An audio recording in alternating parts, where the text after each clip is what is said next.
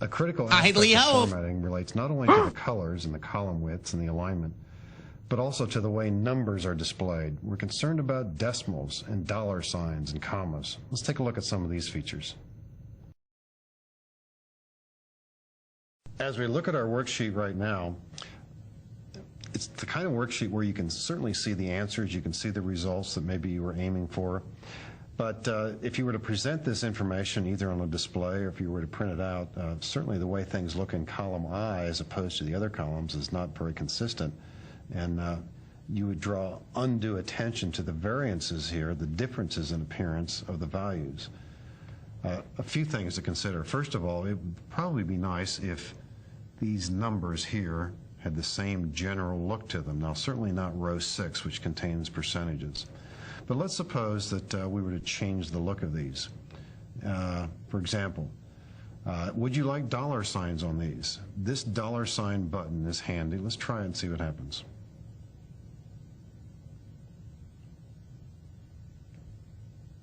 Now, do notice, by the way, that because we had done individual column widths in column B, its width did not adjust. We can double-click this. The dollar sign button in the formatting toolbar means currency style, and what that means is insert a dollar sign to the left of the number, include commas where necessary. We see these in column H, and show 2 decimal places. Now, throughout most of this data, the decimal places are mostly zeros except in column I. Nevertheless, if you wanted to see decimal places in column I, you might want to see them elsewhere. That's what the dollar sign button is. Now, this is not an on-off switch the way bold, italic, and underline happen to be. So if you click this again, nothing seems to happen.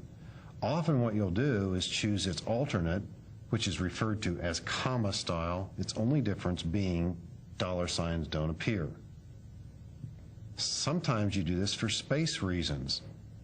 With dollar signs not here, the columns could take up less space.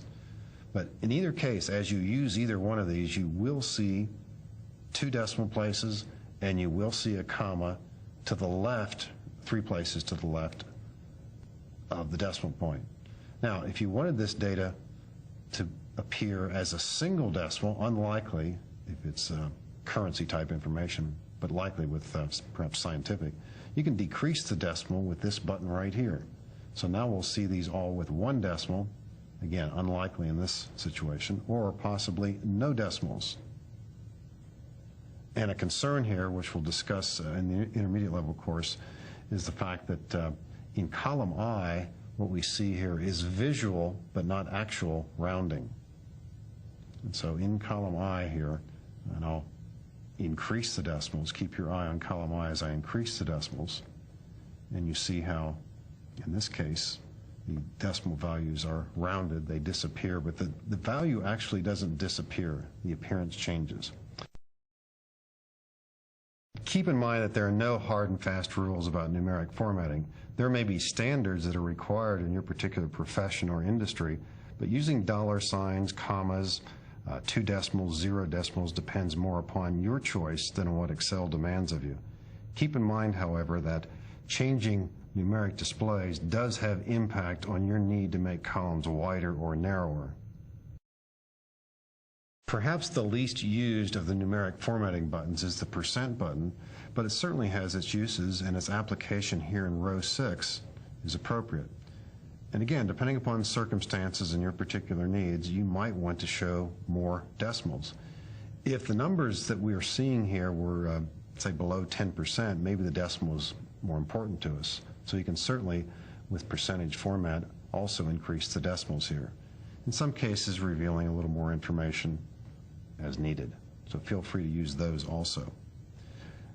Another point about formatting, it may be appropriate for you to think, well, okay, let's try comma formatting here. But just to emphasize the fact that this is accounting type information or numerical dollar information, let's make the top row have dollar signs in it. Now, the fact that it's so easy to use this toolbar button, we select cells, we click on the button, we change our minds, we click on the button again. You have a lot of freedom here in deciding how you want your worksheet to look.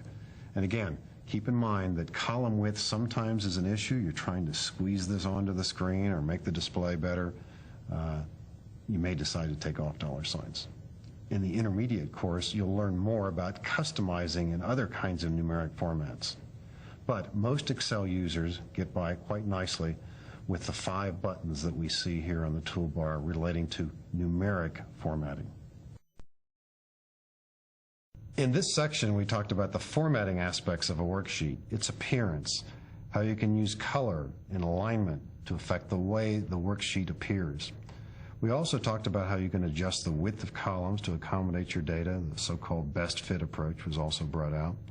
And we focused on the impact of numeric formatting, using dollar signs, decimals, and commas to suit your needs.